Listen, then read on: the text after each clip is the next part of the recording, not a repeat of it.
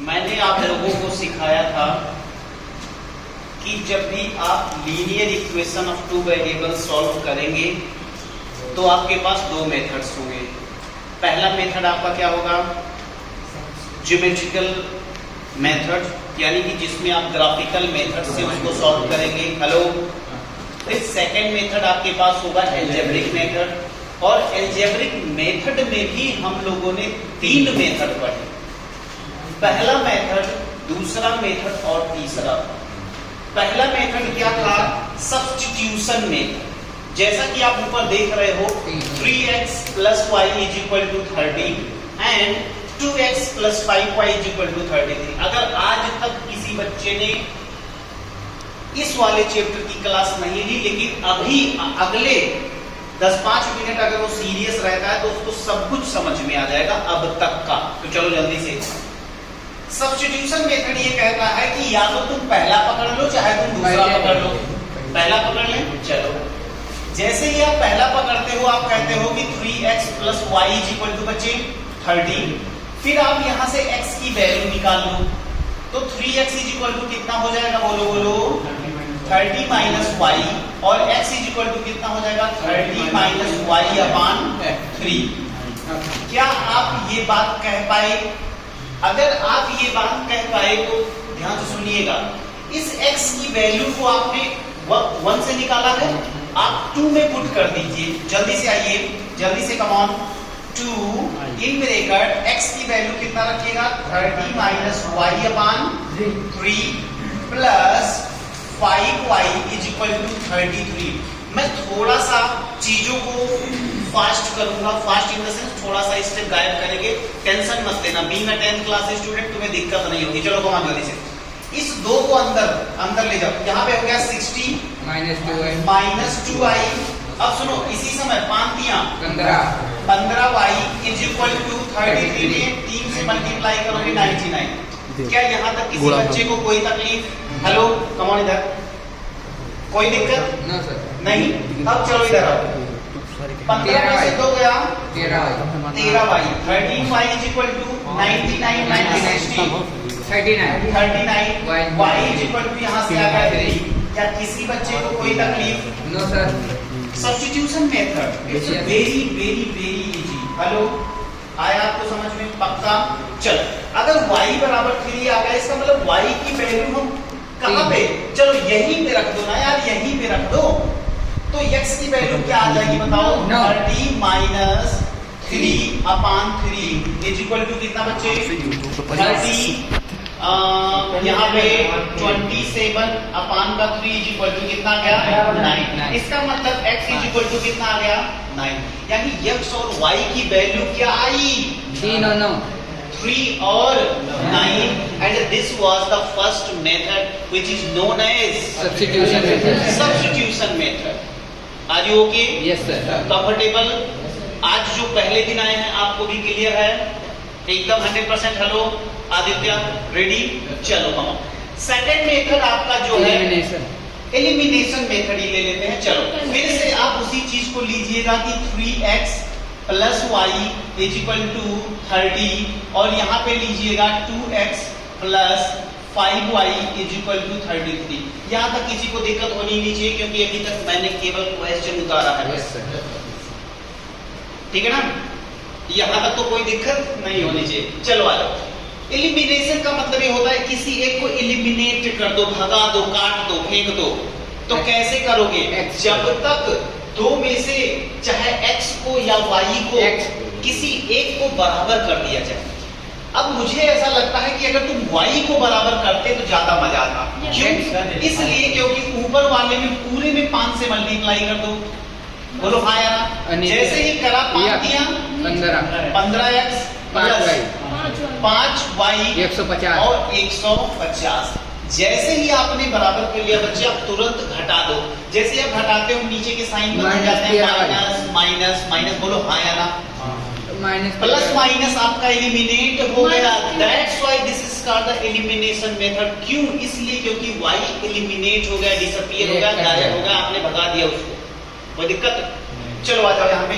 -15 + 2 -13। Hello, -13x। Yes sir. Okay, यहाँ पे -150 है और यहाँ पे 33, बच्चे बोलो फटाक से कितना आएगा? माइनस का 117। क्या किसी को कोई डाउट? No sir. और x इज इक्वल टू क्या हो जाएगा बच्चे बोलो? -117 अपन -13, 13 9 117, यानी कि x की वैल्यू कितनी है बच्चे? 99। इसी x की वैल्यू को आप चाहे पहले में रख दो चाहे दूसरे में, चाहे कहीं भी रखिए। चलिए हम पहले में रख देते हैं, तो 2 × 9 plus 5 × y is equal to बच्चे 33। 9 दूनी 18 plus 5y is equal to 33। 5y is equal to बच्चे बोलो जल्दी से कितना? हेलो 15। Yes sir. यस। तो y इज इक्वल टू 3। जल्दी से आओ मेरे पास। और x इज इक्वल टू कितना आया था? 9। क्या वही वैल्यू आ रही है जो पहले आई थी बच्चे? बिल्कुल सर। क्या वही वैल्यू आ रही जो पहले आई थी? इसका मतलब we are going on a right track. Yes. सही बात पे अपन चल रहे हैं। क्या किसी को कोई दिक्कत? नया लड़का, क्या दोनों विधियों में कोई तकलीफ? No, कोई समस्या नहीं? अगर नहीं है तो हाँ यस। ऊपर से 5। हाँ, एलिमिनेशन मेथड ही ये कहता है। बहुत अच्छा क्वेश्चन बच्चे ने पूछा है कि ऊपर 5 से मल्टीप्लाई क्यों कर दिया गया। मुझे किसी एक टर्म को एलिमिनेट करना था, बैनिश करना था, काटना था, तो क्या करिएगा? जब दोनों बराबर होंगे तभी, अगर घटाओगे तभी तो खत्म होगा। यानी कि हमें खत्म करना है। खत्म करने के लिए दोनों quantities either x either y, दोनों में से किसी एक को बराबर होना चाहिए। तो बराबर करने के लिए हम लोग क्या करेंगे? मल्टीप्लाई करेंगे। और जरूरी नहीं कि मल्टीप्लाई ही, आप हेलो भाग भी कर सकते हो यार। आप क्या कर सकते हो? आप भाग भी कर सकते हो, लेकिन याद रखिएगा वो भाग जो होनी चाहिए वो सब में होनी चाहिए। किसी के साथ दुर्व्यवहार मत करिएगा। अरे बस एक को, बस इतने को भाग कर दिए, इतने को इसके बाद नहीं, ऐसा नहीं। जो भी कुछ करिएगा सब में, लेकिन जोड़ना घटाना नहीं।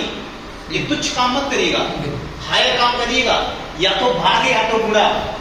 जोड़ने घटाने वाला नहीं कि पता लगा उतने चले जोड़ दे, उतने चले घटा देना, ये सब काम मत करिएगा, गंदे काम नहीं। अब हम पेन को चेंज करते हैं और आते हैं method number 3, which is called what? Cross multiplication. Cross multiplication method. पहला कौन सा मेथड था बच्चे? Substitution method. दूसरा क्या था? Elimination method. और तीसरा cross multiplication. Cross multiplication.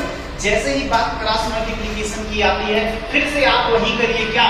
3x plus y, लेकिन थोड़ा सा स्टाइल में। 30 को इधर खींच लो, -30 इज इक्वल टू 0। किसी को कोई तकलीफ? भैया कैसे हो गया? अरे यार इधर देख रहा, इधर था, इधर आया, माइनस हो जाएगा। चलो अब इसको भी खींचो इधर। 2x प्लस 5y माइनस का 33 इज इक्वल टू 0। जैसे ही बात क्रॉस मल्टीप्लिकेशन की आती है, मेरे द्वारा बताया गया वो स्टेटमेंट तुरंत याद आना चाहिए। कौन सा? x अपान, बोलो बच्चे, b1 c2 minus b2 c1। Clear? Is equal to y upon c1 a2 minus c2 a1 बराबर बराबर बराबर 1 अपान a1 b2 minus a1 b2 minus a2 b1। क्या किसी को कोई तकलीफ? किसी को कोई तकलीफ? ये a1 क्या होता है, b1 क्या होता है, c1? हेलो, इसको a1 बोलते हैं, इसको b1 बोलते हैं। मतलब इसका coefficient, the coefficient of x a1 b1 c1 a2 b2 c2। कोई दिक्कत? चलो अब आ जाओ, x करो, x को x ही रहने दो। बच्चे बताओ b1 c2 कितना? b1 1 है और c2 33, तो माइनस का 33। बोलो। और 33 पंचे, तो सॉरी 150, माइनस माइनस प्लस बराबर। यहां तक दिक्कत तो नहीं ना? चलो आ जाओ, y अपान c1 कितना बच्चे? -30 और 2 60, यानी कि माइनस का 60। और यहाँ पे 33 99 प्लस का 99। किसी को कोई तकलीफ? पेट में दर्द, कोई कचोट तो नहीं हो रहा? इधर आओ। इज इक्वल टू 1 अपान बच्चे, हेलो हेलो a1 350, बहुत अच्छे, -2। क्या यहाँ तक सब मेरे साथ हैं? पक्का? कौन मेरे साथ नहीं है यहाँ तक? सारे लोग हैं, बहुत अच्छे। चलो इसको सॉल्व कर लिया जाए। x अपान कितना हो जाएगा बच्चे बोलो? 117 इज इक्वल टू y अपान बच्चे 39 इज इक्वल टू 1 अपान 13। अब देखो करना कुछ नहीं है, एक बार x को इसके बराबर कर दो, एक बार y को इसके बराबर कर दो, तो x upon 117 is equal to 1 upon, तो x इक्वल टू बच्चे 9, और इसको जब करिएगा तो बताइए y upon 39 is equal to 1 upon 30, तो y इज इक्वल टू 3। देखो बच्चे hello, x is equal to 9, y is equal to 3। बहुत ध्यान से देखो, क्या वो वैल्यू यहाँ भी है? क्या वो वैल्यू यहाँ भी है? क्या वही वैल्यू यहाँ है? इसका मतलब हम लोगों ने जो कुछ भी किया एकदम सही किया। इसका मतलब हमें तीन के तीनों मेथड, मुझे ऐसा लगता है कि 2023 में आप बैठे हो, 24 में एग्जाम दोगे, अब तक ये वाला जो क्रॉस मल्टीप्लिकेशन मेथड है ये इसको उन्होंने एलिमिनेट कर दिया, सिलेबस से ही हटा दिया।